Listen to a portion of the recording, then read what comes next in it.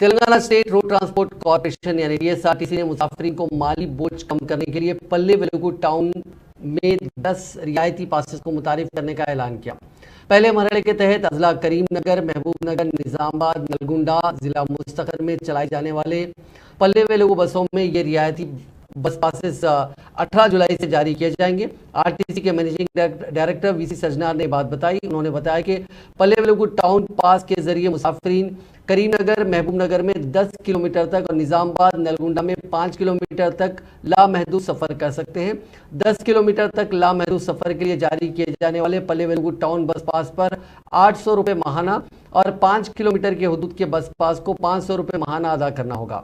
انہوں نے مزید بتایا کہ فی الوقت حیدرآباد اور ورنگل میں اس طرح کا جنرل بس پاس RTC کی جانب سے جاری کیا جا رہا ہے۔ مسافرین کی درخواست پر اسی طرز کے بس پاس کو ریاست کے دیگر اضلاع مستقر میں شروع کرنے کا فیصلہ کیا گیا ہے۔